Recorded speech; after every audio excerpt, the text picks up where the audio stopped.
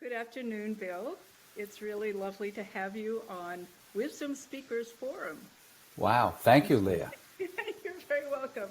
And I just want to put out your website because your website is so full, chock full of information, and I found it so useful for myself. I just want to have that straight in the beginning of this interview. So Great. It's WilliamRedfield.com.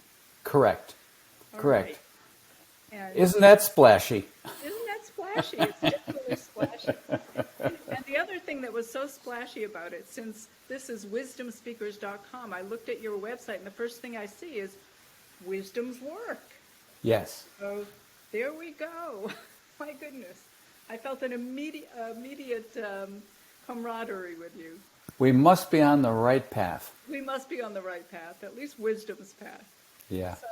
So just, I just want to, before we get into that, just put out that you live in New Hampshire. Is that right? I do. I live in Newmarket, New Hampshire, which is in the southern part of the state near the coast. We are on Great Bay. Ooh, nice. Yeah. Nice. Near the coast. Yeah. Like near Portsmouth or? Near Portsmouth. Yeah, Portsmouth is about a half an hour away. Okay, not so far away from Portland, where I live. Right. And where I used to live. In Portland. In Portland. In Falmouth, in Brunswick, and Gardner, and Augusta at different times. So, yeah, I lived in Maine. You're a Maine boy. All right. Well, for about 15 years. Yeah. Amazing. So now you've slipped over the border to New Hampshire. Yeah, right. Okay. So the first thing that really struck me was that you call your work wisdom's work. Well, wisdom is the tradition, and one might even say the lineage stream in which I'm swimming. And, we don't need to take lineage streams too seriously, but my work is really built on the work of Cynthia Bourgeot, and I've known Cynthia for over 30 years. She was the one who introduced me to centering prayer back in 1990, and then I did some more intensive training with her starting in 2006. My goodness! So you have known her a long time. I have known her a long time. Yes. So can you speak a little bit about centering prayer? I've heard it. Well, yes. So centering prayer is a form of meditation. It's technically called a receptive model of meditation, in that the whole point of centering prayer is to let go of thoughts as they arise. So it is a profound method of surrender and letting go. And from a wisdom point of view, at least as I understand it and articulate it, that's really important, because we all come with tremendous wisdom inside, not just in our minds, but in our heart and our bodies as well. And we're born into this life ripe with wisdom. But gradually, for most of us, over time, through acculturation, through family upbringing, through professional training and education, all that sort of stuff, all of that gets buried. And so for many of us on the wisdom path, centering prayer becomes incredibly important, because as a way of letting go of that, it leads us to a greater, I would say, spaciousness, so that we have greater access to the wisdom within. So the wisdom that I talk about and teach about, and that Cynthia does too, is an expression of Christian wisdom. But wisdom is the underground stream that runs beneath all of the world's spiritual traditions, and unites them all. And it's a little bit like the difference, when you think about what's at the surface of all those traditions and what's underneath in this this deep wisdom stream. The difference is a little bit like Newtonian physics and how it differs or how it's complemented by quantum physics. So quantum physics is deeper down, deeper in. And in quantum physics, we know that everything in life is connected. On the surface, it doesn't look like it's connected at all. And Newtonian physics doesn't clue us into that. But so just as quantum physics takes us to those depths, so too does wisdom. And in wisdom, we wake up to the reality that we are not separate, isolated individuals, but we are all integral parts of a greater whole. And that life, meaningful life, is not just squeezing all I can out of life for my individual self, but real life, meaningful life, is about relating to the whole, to the community, and learning how to contribute something to that. How beautiful. Yes, I noticed that one of the, one thing that you talk about and are communities of, I think you call them communities of truth or communities of realness. Mm-hmm. So I'm just wondering, it sounds like a lot of your work takes place in community. Well, yes, I think because at root bottom we are integral parts of a greater whole. That individual development necessarily requires that we have the assistance and the support of other people in our development. Now, we're living in an age, especially since the pandemic and all these things are online. We're living in a time where there's this, what I would call a spiritual acquisitiveness. People are trying to learn more and get more and to climb some spiritual ladder. But wisdom is really a little bit different. It's not about climbing to anything. It's about letting go of some things to find what's already there and to get in touch with what's already there. Oh, beautiful. Oh, beautiful. I know you said, I think it was in your website, that it comes from living consciously. Yes, yeah, absolutely. So often, ordinary life is described as sleepwalking, and that the call to a meaningful life is basically the call to wake up and to be aware of what's happening right in front of our eyes in this present moment. But with so much of ordinary life, because we're focused on that which lies outside of us, we're planning for the future. We're trying to acquire things. We're trying to get somewhere or to get some things, and wisdom is much more about allowing ourselves to be more fully awakened in the moment that we're in. I noticed that on your website, you actually share some practices that bring people into that moment, into the immediacy. Yeah. So I am a firm believer in the power of experience, and because experience is so important, we are all authorities of our own experience. Too often in spiritual writings and so forth, we give our authority to a teacher and look to some expert to tell us how to be, how to live, what to believe. So my understanding of this kind of wisdom is not about mental belief at all.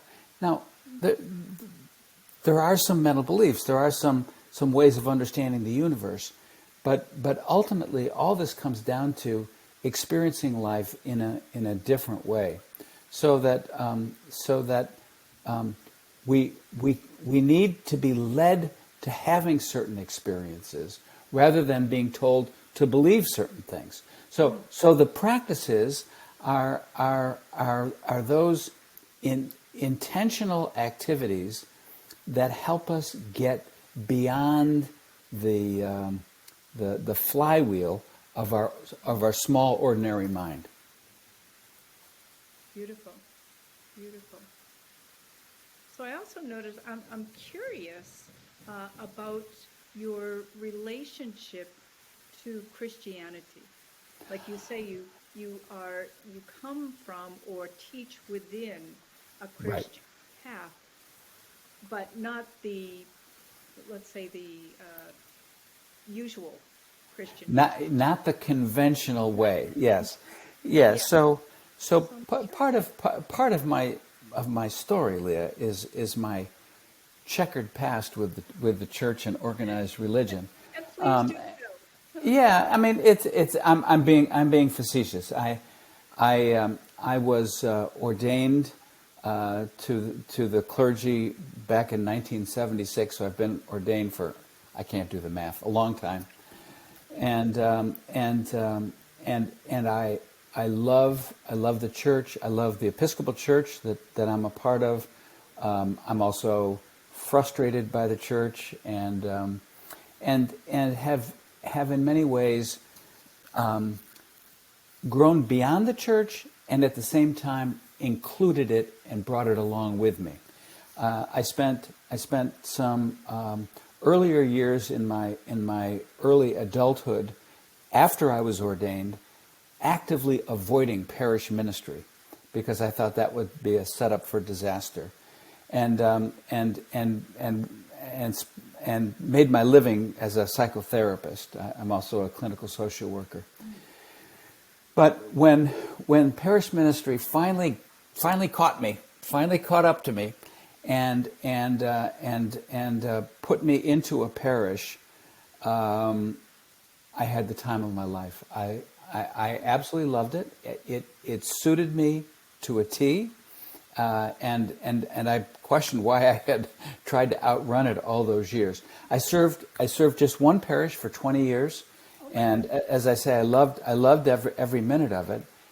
And since my retirement in 2013, I now feel freer to sort of color outside the lines and be open about that. Not that I was a conformist when I served the parish, because I was on the fringe and I did some crazy things that were a lot of fun. But anyway, now my work is full-time wisdom work, and it really is aimed at helping people to wake up and not just learn about wisdom, but actually integrate wisdom into their bodies and their beings. So I do something that I call wisdom mentoring, which is just that. It's helping people who are on a wisdom path actually integrate the understandings that they're coming across, so that rather than thinking about them or even believing them, they can actually live out of them. And it's different than psychotherapy. It's different than spiritual direction. It's different than coaching, although those three other disciplines are perfectly legitimate, very helpful, very wonderful. But wisdom mentoring is just a little bit something else, and it takes into account a different view of life and life's cosmology. And I don't want to get too technical here, but rather than say conform to what we might hear in conventional Christianity, I believe and experience that in each person is the divine indwelling, and so each of us has that spark of spirit, and that the purpose of life is for that divine indwelling that each of us has to find expression in the specificity and authenticity of each life, so that when I'm fully myself, I am reflecting the divine. So that's the kind of underpinning behind this work, both in terms of talking about wisdom, but also integrating this into one's body and being. So the mentoring would be a process, a very individual process with somebody of helping them to live and embody that divine indwelling being. Nicely said. Perfect. Perfect. That's exactly it. Yeah. Okay. Yeah. And it is so exciting because because rather than helping people, I don't know what, earn the money they've always wanted to earn, or to buy the house they've always wanted to live in, or to achieve a particular career goal. This is so much more elemental. This is about fulfilling our human purpose in this material life. And to me, that is just so incredibly exciting. Yeah. And it sounds like what you're saying is that each of us has a unique purpose. Exactly. And that all the pieces are necessary. It's not like, well, like in Christianity, we say, well, Jesus is the only Son of God. Well, what are the rest of us? Chopped liver? I mean, I don't know. So no, it's really important that each person find that within himself or herself and learn to live out of it. And that would obviously that would change the world. Absolutely. Ooh. Absolutely would. Yeah. And I Yeah. assume that also means that one needs to grapple in some way with their psychodynamics, with their barriers, with their what might be in the way. Thank you for saying that. That's an important thing. So I think that in some ways the way I sometimes express it is that we're called to live at the juncture of the vertical and the horizontal. Mm-hmm. So the vertical is having a sense of that divine indwelling, obviously, and that connects us to eternity. But we also, because we're embodied beings and we live in a physical, material world, we have to come to terms with life in this dimension, and yeah, that means to the best of our ability, clearing out psychological problems, complexes, unhealthy beliefs and stances towards things, that sort of thing. Yes. So that brings in your work in psychotherapy. Well, exactly.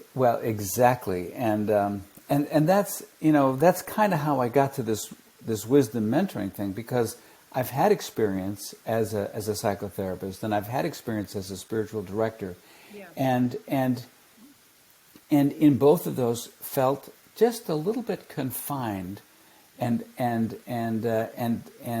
constrained. Yeah. So that wisdom mentoring allows me to take that next step in seeing people in this kind of way. Yes, how beautiful. And I'm curious, do you find that anywhere in the Christian teachings? Well, yes, it's there in plain sight, hiding in plain sight. It's so interesting, Leah, because I think we've been sold a bill of goods, and the bill of goods is passed along almost like a lens through which we view things, and we're so used to viewing things through this lens of sin and judgment and salvation needing to come from outside of us and so forth. So I think when you change the lens, you can begin to read this in the biblical texts.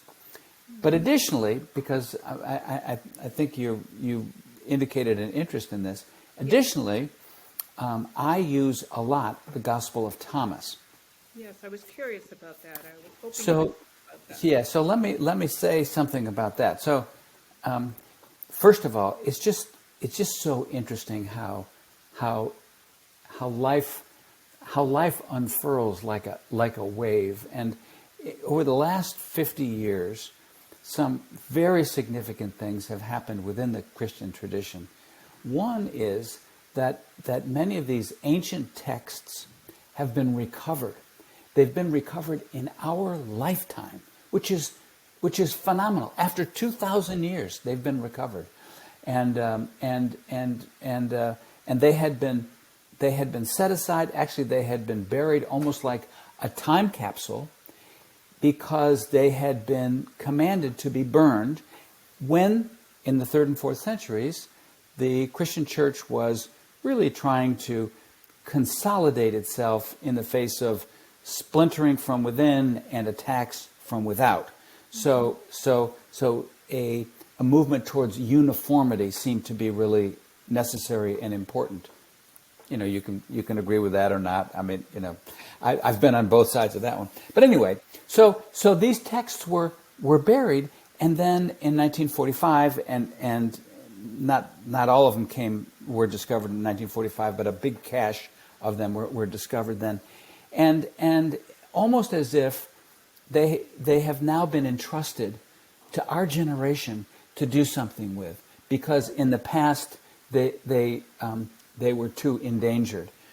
And then the other thing that's happened in the last 50 years, there's been a renewal of contemplation, of a theological understanding that is contemplative in nature.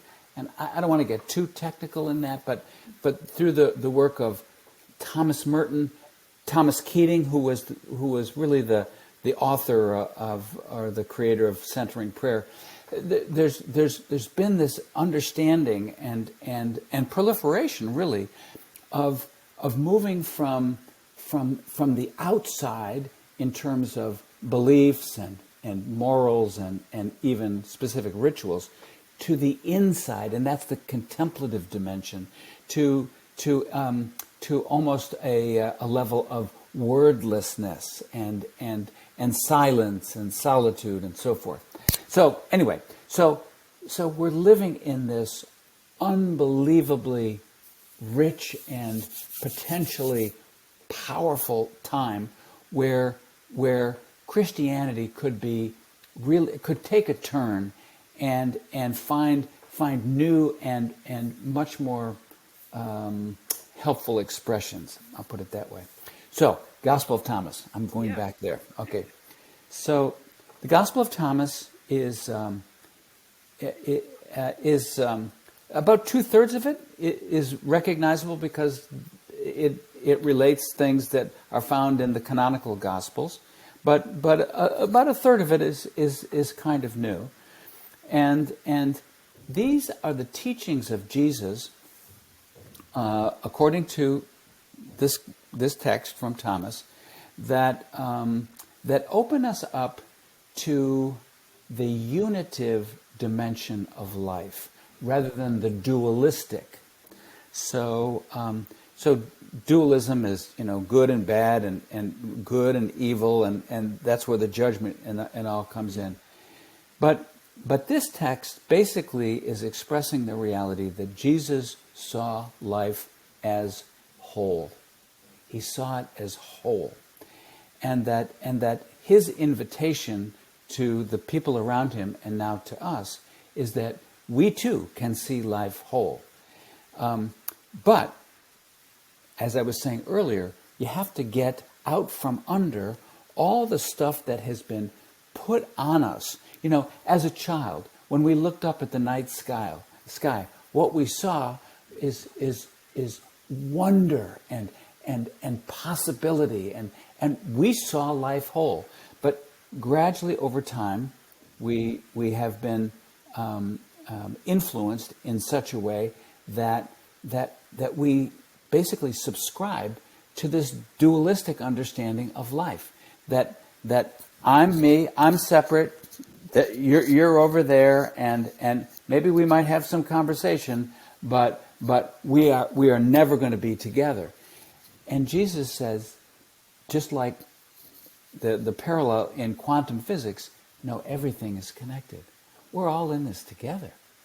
You know, you may think you're in this life to benefit yourself, but that's not the deepest purpose in life at all. The deepest purpose is for you to relate to the whole and to contribute to the whole. So, I use the Gospel of Thomas in groups, and I do a modified form of what's called Lectio Divina, and I cultivate this group container in such a way that no people are encouraged not to posture themselves, not to try to find the right answer, not to promote themselves as being more authoritative than someone else, but that we in the group may be maybe 10 people, we in the group are all pieces of a mosaic, and the text that is under our consideration is not so that we can understand it, but that this text can shine perspective and light on our lives such that we can live more fully and more deeply. And we get to that understanding if, and only if, the discussion is held in this container where we're not trying to read the commentaries to see what other people think this particular text means. We are all requested to open ourselves to whatever this might mean to us. And so as we put those pieces together in our discussion, people just get amazing insights into their own lives and into life itself. And it's as if, golly, it's as if we're sitting at the feet of Jesus and opening ourselves to these teachings. And rather than lying flat and inscrutable on a page, they are living. It's like a living organism. It's like something that wants to connect with us. And so that's why these groups are so powerful. I hope that makes some little sense. It makes total sense to me. Okay, good. That's one. That's one. And your articulation and your transmission really comes across. And I'm excited about this, and yes, you can pick that up. I just turned 74 this summer, and I'm living in this chapter that is perhaps the most exciting chapter of my life, and I'm just so thrilled to be able to do this work and to connect with people in this way. it's very, very, very beautiful. And one of the things that strikes me about it, that you both recognize the uniqueness of each divine spark. Right. And that we are one totality. Exactly. And, there's many people that recognize the uniqueness or the unity, but you're talking to both. Yes. It's a differentiated unity. It's the difference between a fruit salad and a smoothie. Let me think about that. Yeah. Crazy. I assume you would go with the fruit salad, although smoothies have their... Smoothies are good too. I have one. I have my protein drink every morning. And so it's interesting from what you're saying. What you're saying is that the Christ teachings, his direct teachings, come through into these groups, into the Gospel of Thomas, and into the groups. Yes. That there's something about that it feels like in a certain way from the quantum physics, like the immediacy is Right. there. There's no Right. time that he was or that was. It's now. Yes. Through now. Right. And gradually we begin to get an expanded understanding of time itself. That it's not just a one-way arrow of linearity, but that time in some mysterious ways flows in all directions. And yeah, so yes, it is now. It is absolutely now. It is now in all directions. And for me, it's just so amazing to see people just light up. They quite literally light up in recognition of what they've always known, but perhaps had forgotten over time, and that in waking up to this, they wake up to their true purpose and calling in life, and it's not to climb some ladder, whether it's a social ladder or even a spiritual ladder, but much more is it to reflect the light and love of the divine through each individual. Yes, that's a beautiful vision, and it sounds like it's not just a vision, but it's happening. It's happening, and I see it happening. In your work, through what you're transmitting into the work. Yeah. Very, very beautiful. So do these groups that form, the Gospel of Thomas groups, which I guess are one part of your work, Yes. are they ongoing? What's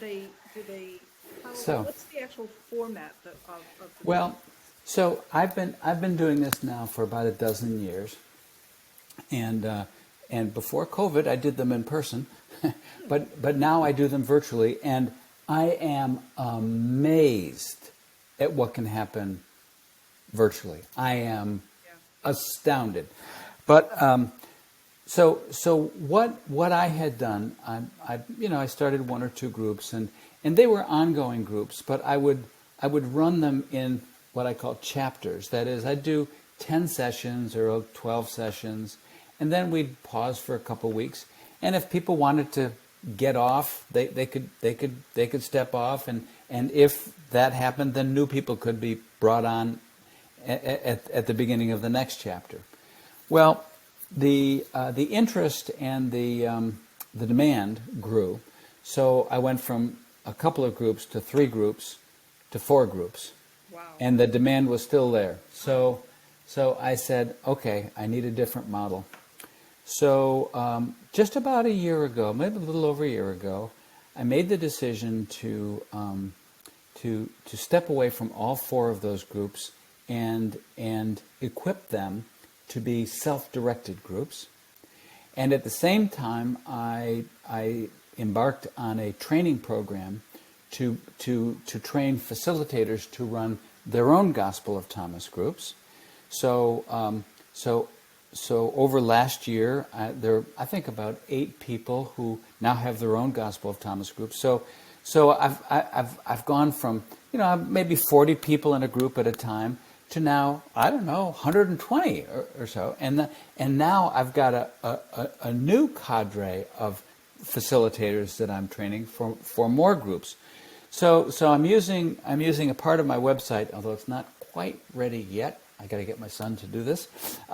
Part of my website as a clearinghouse, so that people who want to join the group can go and they can see what day of the week groups are offered, what time, blah blah blah blah, and they can join a group. Join a group. Yeah. And so, what would happen in the group? What would the group actually look like? Not the alchemy that does happen, but the Yeah. So often it would start with a welcoming everybody, and then maybe a shared silence of 5 or 10 minutes, and that allows us to make the transition from whatever we were doing before to where we are now. Oftentimes there'd be a brief check-in, because I myself like to know how people are arriving. If their dog just died, well, I want to know that because you're going to bring that to the group, and that's part of who you are that night. So I don't want that to go on too long, but I just want to begin to myself get a sense and give everyone else a sense of how people are arriving and what, where they are. And then we would start with whatever logion. Logion means saying. In the Gospel of Thomas, there are 114 sayings. Some are very short, some are a little bit longer, but we take one logion at a time, and I would ask somebody to read that out loud, and then after that there'd be some silence, maybe 30 seconds. I'd ask another person, a different voice, to read it again, and there'd be some silence. And then I'd ask a third person to read it again, and it's nice to hear it in maybe a male voice, a female voice, just the sound is vibration, so it resonates differently. Anyway, after the third time and after another period of silence, I ask people to put into the center of the room, so to speak, not metaphorically, a word or a phrase that strikes them. It can be a negative reaction, it can be a positive reaction, it can be just a real question about that word or phrase, whatever. So people put their phrases in the middle, and it's interesting to see who puts what phrase in. I'm fascinated by that. And then after that, then we depart from the more traditional form of Lectio Divina. And many spiritual teachers think it should end right there, because any conversation is going to take you out of the depths. And I say, not necessarily, not if the group is facilitated in such a way that you actually, through the discussion, can stay in those depths. So people are encouraged to bring forth whatever reaction they have. It's not about trying to figure it out. It's not about putting an interpretation on it. It could be a question. It could be a reaction. It could be a physical sensation. And there's no right or wrong answer. So people have been encouraged in group norms that sort of take that competitive element out of the group, which is in most groups. But here we try to take it out, so that what happens is, not only are people kind of responding to what they heard in the logion when it was read, they're beginning to respond to each other and the comments that are being made. So okay, 114 logia, that's the plural, 114 of these. I've been through them any number of times, Do I know what they mean? That's the wrong question. Yeah, because they mean something different each time, and in each group. So I'll be with a group, and this discussion will uncover something completely unexpected, and I'm scratching my head thinking, "Whoop! Didn't see this coming. Wow, that's amazing."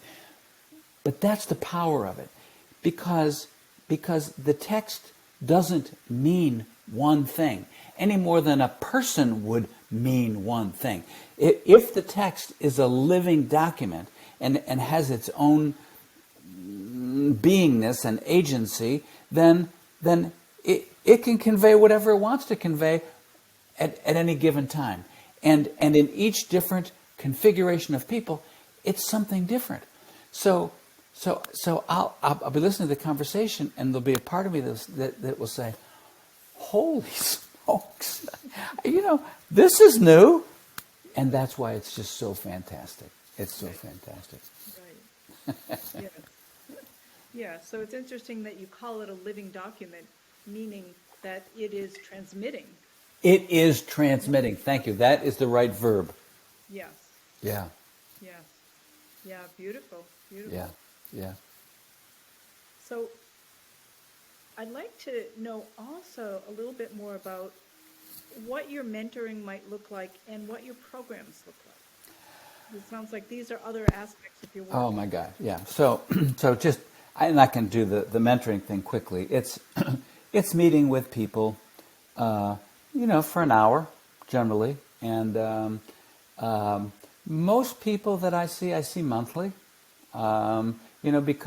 Because what's happening in their lives isn't just happening in my conversation with them, it's happening, between conversations and so forth. And each conversation is just so different, depending on the person, their situation, what they're working on. I have to be careful about how I say this, but what I aspire to, Leah, is to see the person before me through the eyes of God. I want to see. I don't want to see and judge them by some sort of model or expectation that I have in my head. I want to see each person in the very real possibility of their authentic and unique unfolding. So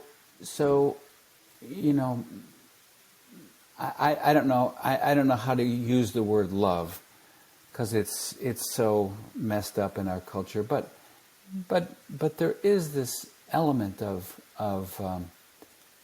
deep caring and I would say love that I can feel coming from myself, and that's important, because I think we all need that, just like a plant needs sunlight.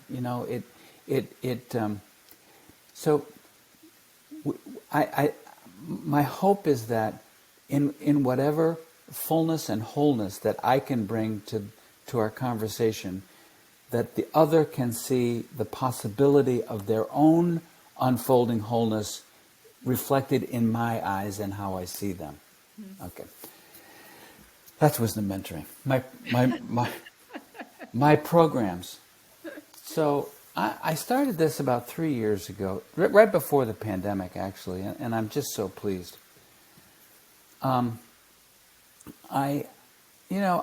kind of stopped reading books, and you can't really see all the books behind me, but there are a lot of books behind me, and that was for so many years I was trying to find something outside of myself, some knowledge and information outside of myself, and I now have come much more to entrust that it's not just that I have wisdom inside of me, but being in this wisdom transformation, in this passage myself, and being engaged in surrender and letting go of the stuff that covers over the deeper stuff, yeah. that there's enough spaciousness in me that stuff begins to come through. I mean, it's like we all have this deep intuition. We don't use it, but we all have it, but we haven't been encouraged to use it. Anyway, so I've wanted to put forth some programs. I did write a book, and I decided not to publish it, because there's something about the written word that, for the most part, does lie flat on the page. So I wanted to do something different. So I wanted to do recordings. So if I was going to really embarrass myself, I'd open that door behind me to my bathroom, and that's my recording studio, and you'd see my recording equipment, because it's got great reverberation. Anyway, thank goodness I'm not going to embarrass myself. So I've wanted to put forth these programs, and so that's what I've done. I've recorded them, and I've put them to music. Put them to music not to sentimentalize the content, but to deepen the vibratory resonance of them. And I've done programs. I've done all kinds of programs. It makes me smile to even think about them. But it's been such a creative outlet, and so people sign up for my programs, and I think on my website there's a sign up for the present program. So the present program is called From Self to Other, Rilke, Etty Hillesum, and Wisdom Mentoring. So we're using Rilke and Etty Hillesum. Etty Hillesum died in the Holocaust, was a kind of a student of Rilke's, and in their relationship, even though they never met in person. In their relationship, I'm sort of teasing out some of the qualities and aspects of wisdom mentoring. But anyway, so the recordings, and so I put out one recording a week, and people click on the recording and they can listen to it. And many people listen more than once because there's a lot to take in. But it is a form of sharing, and I want to be sure to say this one thing. It's a form of sharing that really draws on being taken into the body, because they're vibrations, so they're taken into the body. But the other thing, and this has been a real point in all of my programs, I'm very intent on helping people find their own wisdom voice. Because too much do I see people gathered around certain spiritual teachers, waiting for their next pronouncement, waiting for their next book, their next course, whatever, and just listening. Well, if it's true that we all have that wisdom, then we all really do have a voice, and we need to find it. So in my programs, rather than teaching this, that, and the other thing, I do present things, but then I'm always asking questions so that people can reflect on what I'm saying and apply it to their own lives. Because otherwise, it's just information. Yes. Anyway, so those are my programs, and they've just been a blast. I've done a program on the book The Prophet, on The Alchemist. I used rowing, because I used to row in college. I used rowing as a metaphor. Once this person told me about a story of, she's a retired medical examiner, about this person who died in the Maine woods, and this whole effort to find out what happened to him. I used that as an Advent program, and it was just a blast to weave these threads together and make something meaningful come out of it. Anyway, so. Anyway, yes. Yeah. So that's me. And in your spare time, if you have any. Well, that's interesting, because this does take a lot of my time, and I've got a bunch of friends. I'm in touch with college friends who are all doing a lot of traveling now, and this is how I travel. It's great travel. It's great travel. So no, it's good. I live with my wife, and I've known my wife for over 60 years. We met in the 8th grade, and my wife, just parenthetically, my wife is Jewish, and we've raised our kids Jewish. So that's kind of a little bit different for an Episcopal priest, but that's what we've done. And my daughter Molly is living 2 miles away, and she has a 4-year-old son, and she's due in October for her second, little girl. And then I have a son living in the central New York area who's got a little girl, 2.5. So being a grandparent, I guess, other things that I do, being a grandparent, that's what it is. Yeah, right there. I don't need to travel the world. I just see my grandkids. A really blessed life. Yeah, indeed. Really blessed life. Well, it's been absolutely wonderful to speak with you, and I very, very much appreciate it. I don't know if there's anything else you want to add before we complete. I don't think so. I just hope I haven't talked too much or too fast. Oh, anyway. You have been perfectly you. Yeah, well. You have been perfectly you, and your words and your work and your transmission and your depth and your wisdom is just beautiful. I feel very blessed. Thank you, Leah. That's very, very kind of you. Well, it's true. It's really true. I mean it from the deepest part of my heart. Thank you.